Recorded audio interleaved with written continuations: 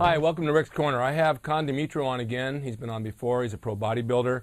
He has a show coming up this Saturday, and we're going to talk a little bit about training and layoffs and days off and rest periods, because back in the day in the 70s, it's a little bit different than it was today, and he's familiar with what's going on now. In the 70s, I don't think, when were you born? 72. Oh, so you don't even know yet. No. What's your show coming up this week? What's it called? It's the Flex Pro. And where is this? Santa Monica Civic Center. Oh, it's right here. Yeah. You could walk. I probably could. Yeah, I don't think you'd want to, though. All right, listen. Your training methods are your training methods, and they're current. Is there any similarities the way you train now and the way we did back in the 70s? You're familiar with how we did 2 body parts a day. We did like 3 exercises per body part, 4 sets, maybe 12, 15 sets of body part twice a week. Is that what you do now? I mix it all up, so I probably do include a little bit of the old school stuff. Yeah. But I go a lot by feel, and I give my body what I feel like doing on the day. I don't stick to any regime. So you kind of go like instinctive. Instinctive, yeah.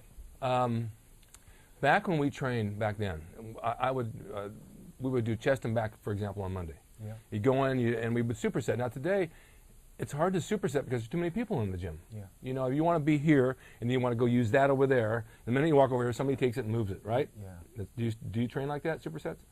No, I couldn't do back and chest. It's just I'd feel it all in my heart and lungs instead of my muscles if I train like that. Oh, well, you got a big heart anyway. Yeah. Really? Yeah. I couldn't do that. No. Then you couldn't have trained with us back then. You would have had to sit home. Probably. I probably would have played basketball or something. And then we could have just met for lunch. Yeah. After. At Venice Beach. At Venice Beach. Yeah. Well, we would do, by the back door of Gold's, at the original Gold's, there's the bench press bench right there. And right here as you walk in was the chin-up bar. Yeah. And it was the cambered bar, which is a lot easier to chin with than a straight bar, I think, for your wrist.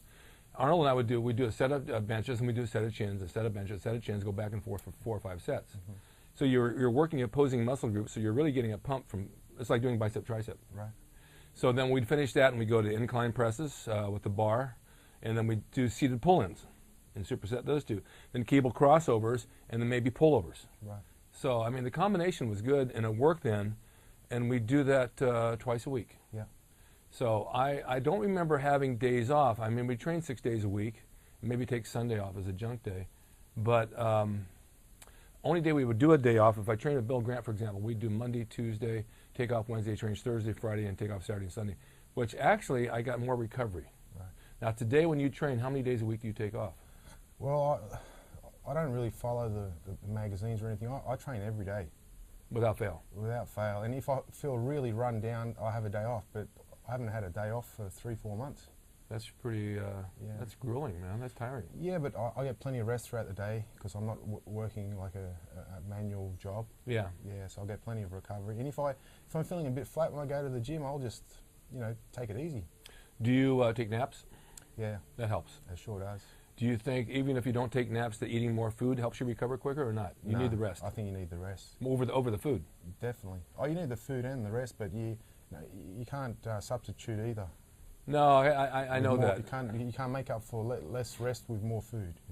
That's my point. Yeah. I don't remember taking days off other than Sunday back in the day, and even then I'd go and I'd do calves and abs or something. Yeah. Because mentally for a bodybuilder, even back then and now, when you train every day, you feel like you're ahead of the game. When you take a day off, you feel like you're falling back, right? Yeah. You know, you take a day off and say, oh my God, I look in the mirror and I look flat today, I look horrible. Yeah. I better go to the gym. I actually feel unhealthy if I don't train. I don't know, something about pumping the blood around the muscles, and I don't know, it just makes me feel healthy. It's almost part of my daily routine. Yeah, I understand that. Yeah. But a lot of guys don't. And there's a lot of people who train every day and they train hard, and you see them in the gyms, and you guys see them in the gyms, and they never make any changes. Yeah. They look the same year round. Yeah. Why is that? Well, I guess they got to push themselves outside of their comfort zone and do more than what their body's used to, so it'll adapt and grow and respond. And it's a lot of us diet. Yeah, diet, rest. And rest. Yeah, and training. But the rest is important. Yeah. So if you don't take a day off in between your training, you got to have a nap at some point. I think you do, yeah. Yeah, and these guys that work 8 to 5, they don't have time to nap. Yeah, well I see there's a few pro bodybuilders that are personal trainers and they're working all day long, and I couldn't do that. I just don't have that body. I'm not that workhorse type of. Well, even at that, they're training people all day long. When it comes time to your own workout, you don't even feel like doing it. Yeah, and you're not motivated because you're in the gym all day long as well. Yeah. So you're training 6 days a week now. 7. 7, I'm sorry. Yeah. That's right. There's only 8 days in a week. In my week. Yeah. And your diet, you're eating how many times a day? I eat 9 times a day now. But 9? They're not huge meals. Do you have major meals and then snacks, or are all about all the same size? My post-workout meal is a big steak with spinach and onions, Mm-hmm. no carbs, but it's a big piece of meat. Yeah. A smaller meal would be 6 egg whites, and I get these little spinach patties from Costco. They're about 80 calories, so that's a small meal. And I'll crack open a coconut. I like drinking coconut water. Coconut water is good for you. Yeah. It restores all of your electrolytes, right? That's right, yeah. Big time. Yeah, I was actually going to drink the coconut water up until the show, but then I did a check on it, and it's actually got a lot of sodium too. Does it? Yeah, it's got over 200 milligrams of sodium. So do you retain water from that? Yeah, so I'm gonna have to cut it out. I'm just going to drink plain water up until the show. Do you see anything in your body as far as retaining the water, as far as bloat from that? Not with the coconut juice, but to get that real dry look, I've got to cut out all the sodium. So that's the next couple days. There'll be no coconut juice. What about supplements? Any supplements? No supplements at all. None? No protein supplements? No, nothing. No vitamins? No DHEA or any of that stuff? No, I take some caffeine and aspirin before I train. I take milk thistle to protect my liver and cleanse my liver after my workout. And what else? That's about it. All right, the caffeine perks you up. Yeah. And the aspirin prevents the pain? Yeah, just it helps me get a good pump as well, I think.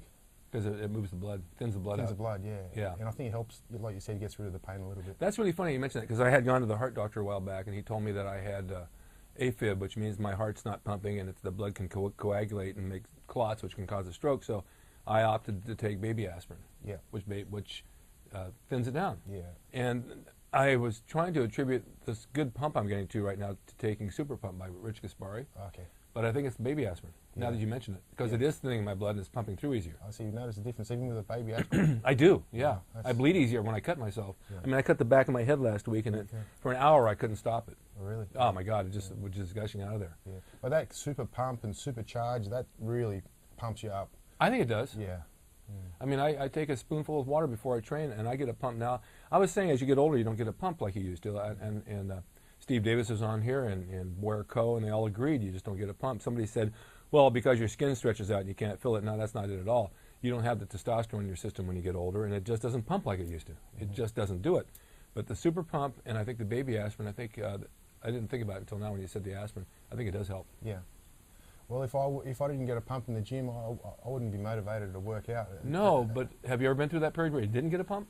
Not really. I pretty much always get a pump. Some days I get a better pump than others, but Yeah. it's that pump feeling that I strive for. That's in what we the go gym. for. Yeah. You know, back in the 70s, we were taking a little D-ball and a little testosterone when the D-ball was real. Yeah. I got a pump. The skin of my arms would almost split and break because I was so pumped from it. Yeah. It's a You know, great feeling. It was a great feeling. That's what it was like. And I'd go on the road to wrestling. I'd come back, and I'd have a week off or so, and I'd go back in the golds, and I couldn't wait to train. I'm sitting there do concentration curls, and I couldn't even bend my arms. Yeah. I mean, I don't get that today. Right. I don't get it like I used to. But I'm 92. 92. Wow. So, I mean, I try, but it's not the same. So you're programmed 7 days a week. Back then we did 6 or we did 4. Yeah. We did take days off. And I'm finding now at my age, I'm training hard, and I've been going 6 days. Right. So this past week I decided on every 4th day I took the day off. My body just needs it. Right. And I think Lee Labrada said the same thing. He has to have those days off. As you get older, and you're still young. How old are you? I'm 39. Well, see, you're still young. Yeah. I feel like I've got another 10 years to go of competing. Probably. Because I had 10 years break, and my body feels fresh, and I feel young. Yeah. Yeah. You look young. I thought you were like 19. Yeah. You're older than me. Yeah.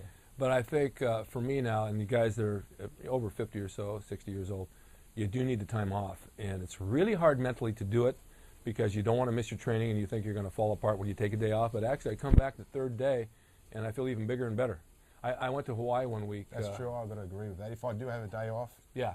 when I do come back, I'll get a great pump, and I Yeah. feel so strong. Yeah, exactly. I went to Hawaii for a week on a wrestling show years ago. Took the whole week off because it was kind of humid over there. Got a good tan. Came back, did a show that Friday night, and someone said to me, "What'd you do all week? You got bigger and more cut." I said, "I haven't trained. I ate at Perry Boy Smorgy every day. I was eating a lot of food, and I just laid in the sun, and my body just recovered. Yeah. And it's hard for a bodybuilder to understand that that time off is when you make your progress. Yeah. In the gym, when you're training, you're tearing down the muscle. You've got to keep reiterating that, because people think I'm building muscle, but you're not. You're tearing it down. That's right. And then you're recovering later That's right. by what you eat and how you rest. Bottom line, right? Yeah. Well, all right. I think we established that point, and I wanted to make a good point of it. Yeah. Where can people reach you?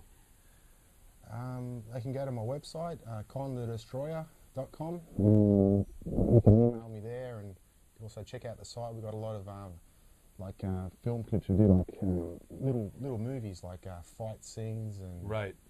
some of the stuff is really cool. Other stuff people might find a little bit silly, but It'll be fun. We're going to do something Check together. it He out. asked me to get in on it. Yeah. And so are those on your website as well? yeah. Con the Destroyer, C-O-N, thedestroyer.com. Yeah. Check it out. Have a look at it, and contact him if you have any questions, and contact me if you have any questions. And I want to thank you for giving me this time. Yeah. Appreciate it. And thank you for watching Rick's Corner. Until next time, Yeah. train hard. Train, don't strain. See you next time. See you next time.